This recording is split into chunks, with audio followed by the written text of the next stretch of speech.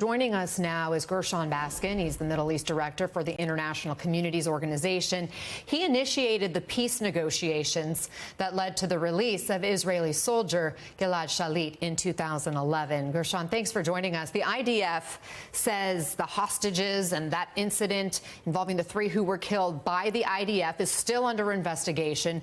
But an IDF spokesperson said this today right here on MSNBC. We do not shoot people with white flags. We do not shoot people, even if they are people from Gaza, even if they are Hamas terrorists that have laid down their weapons and surrender, we do not shoot them. There's a lot to learn from this tragedy, and we are doing that. What's your reaction to what happened and how the Israeli government is responding to the anger? It is tragic what happened on Friday night to those 3 hostages who should have been home celebrating with their families. And I think the IDF spokesperson, as well as the chief of staff of the army, made it very clear that it's against the rules of the Israeli army itself. It's against our moral code to shoot people who are surrendering. Even if they were Hamas terrorists and they were surrendering, it is against the rules of the IDF to shoot them. This is a result of an army which is burdened by urban warfare in a very dangerous place with lots of booby traps, young soldiers who are unexperienced and very tired. And it should have never happened. It's a tragic. And what we have to understand from this is that every day the hostages are left in Gaza is a risk to their lives. We have to bring them home.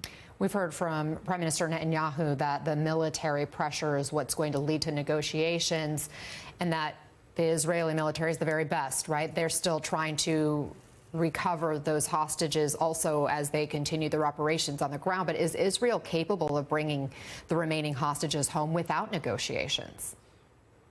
No, I don't think they are, and I don't accept the idea that the military pressure is creating a willingness of Hamas to negotiate. It seems to be quite the opposite. Hamas has made it very clear that they're not willing to begin negotiations on the hostages until there's a complete ceasing of the war, which is something Israel is not ready to do. Nonetheless, there are attempts to renew negotiations. A meeting between the head of the Mossad, the head of the CIA, and the Prime Minister of Qatar took place today in Warsaw. And for the first time in my knowledge in the history of Israeli-Hamas relations, it seems that the Israelis are actually taking the initiative and putting down an offer on the table to be discussed. Now what we need is for the United States to apply extreme pressure on Qatar, for them to apply that pressure on the Hamas leadership in Doha. There's also the division right now over the issue of what comes after this war. You write in the Times of Israel that attempts at peacemaking have to be different after this horrible war, relying on mechanisms that would instill trust and compliance on both sides, and not just a policy of containment. Quote, Netanyahu's strategy of removing the Palestinian issue and with it the 2-state solution from the regional, global, and even local agenda had succeeded until it blew up in our faces on October 7th. It should now be quite apparent to all that the most fundamental issue of consequence, the primary existential issue facing Israelis and Palestinians, is the conflict between them. This conflict cannot be managed. It also cannot be strategized away unilaterally by the stronger side of the conflict. What do you mean by that? Well, this war has to be a wake-up call for all Israelis and Palestinians. We've been busy killing each other for more than 100 years now, destroying each other, attempting to reject the existence of the other side.